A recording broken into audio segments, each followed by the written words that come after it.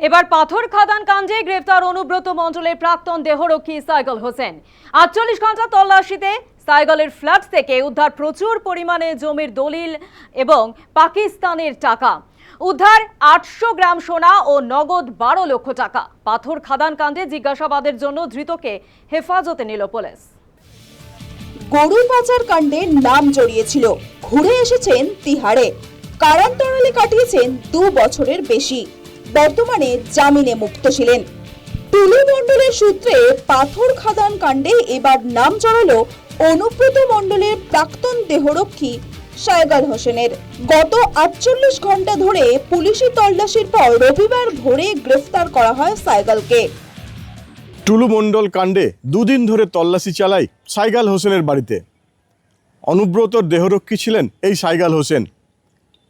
রবিবার সকালেই তিনি গ্রেপ্তার হয়েছেন বীরভূম পুলিশের হাতে।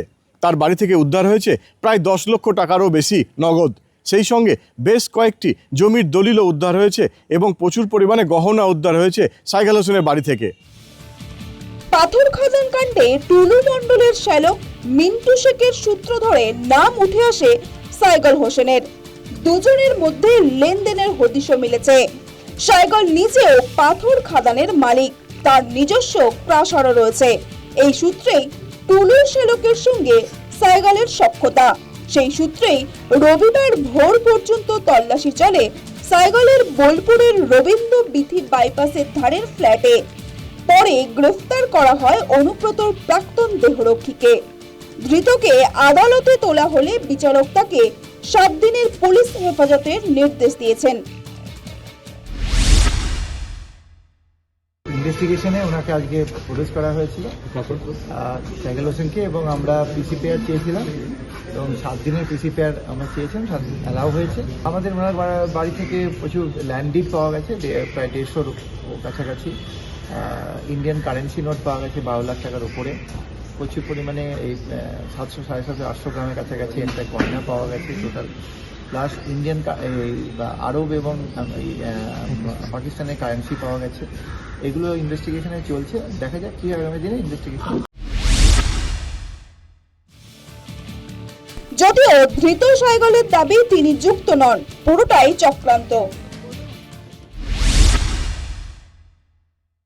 কি বলবেন?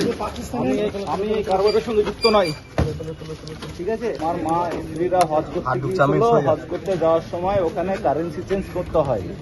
সেই মুহূর্তে কারেন্সি যখন চেঞ্জ করে তখন পাকিস্তানের 1 টাকা নোট চলে এসেছিল, 1 টাকা কয়েন।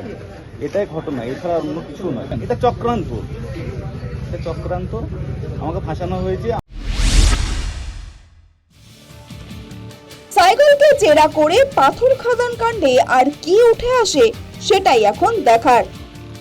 সাইগল হোসেনকে জিজ্ঞাসাবাদ করে অনেক তথ্য তারা সংগ্রহ করতে চাইছেন, তাই তারা পুলিশ রিমান্ডের ডিমান্ড করছেন সিউড়ি আদালতে। এই সাইগল হোসেনের গ্রেপ্তারি অন্য মাত্রা বহন করছে টুলু মণ্ডল কাণ্ডে। বীরভূম থেকে ক্যামেরায় বাপ্পার সঙ্গে সুজিত মণ্ডল, নিউজ টাইম।